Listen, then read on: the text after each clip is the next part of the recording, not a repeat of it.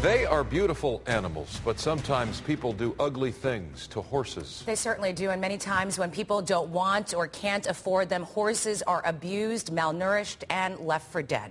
Lou Parker joins us now with a great story about some people who are trying to change all that, and that they are. Yeah, they are. It's amazing what these volunteers have done in 2 years. They've saved actually 80 horses, and it all started when a woman and her husband were notified about some abandoned horses. She tells me what happened next was desperation and then life-changing. Where's that cookie go? To look at this horse today, you see a proud, beautiful, strong animal. He's just the best. But less than 2 years ago, this stallion was a shell of himself. Found dejected, skin and bones, literally on the verge of death. Oh my gosh. It was a graveyard full of skeletons. We found 50 horses who had been abandoned and were starving. Susan Pierce, the woman who helped to save Finbar, tells me he is a former racehorse, but at one point was no longer needed. Can you believe someone threw him away? Thrown away by his owners like trash. He was in multiple pens with other stallions, and they were starving. They were eating each other's tails as trying to survive. While this story is heartbreaking, there are dozens of others just like it. Horses named Alexander the Great, Brigid, and Caspian, all rejected and abused.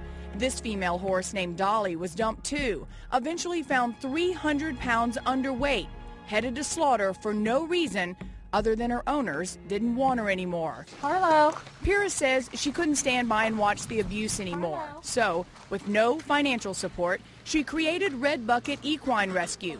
Trot. Currently, the nonprofit is based here at Huntington Central Park Equine Center. Good girl. One by one, day by day, Mr. Gorgeous. these horses are cared for, their spirits and bodies rejuvenated with the help of Red Bucket volunteers. Such a good girl. A lot of times they won't even look at you. You know, they're just, their expressions are flat, their coats are flat, and they've just absolutely given up. And then, gosh, then they whinny.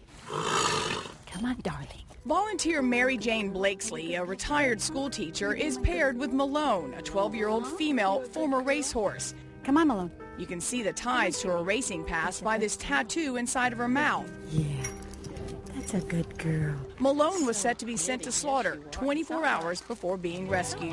When I first started working with her, she was quite despondent. But now the gals walk every single day, gaining trust one step at a time. Good girl, I know.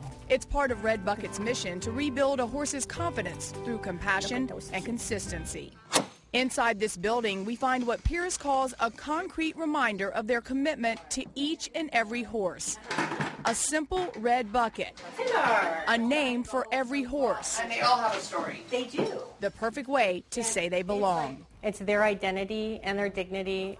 They never had a name. So now, instead of starving, suffering, and giving up hope, these horses like Malone, Oh, boy. Dolly, and Finbar have the chance to feel beautiful again, proud, and ready for a new loving home. Now, of course, to make this happen, it's expensive. Red Bucket estimates they spend nearly $400,000 a year on food, medical care, and training for these horses.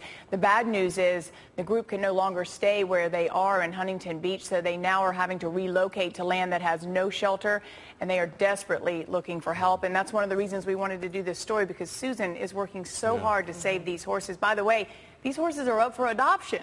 Yes. Like, they're available. You don't have to go buy a horse. Just like rescue dogs, you can go and rescue these horses. Devotion and passion. Yes. Susan, amazing. Yeah, rescuebucket.com. .org. Yeah. Okay. Yeah, it's and amazing. our website as well, ktla.com. Yes. Thanks so much. Thanks.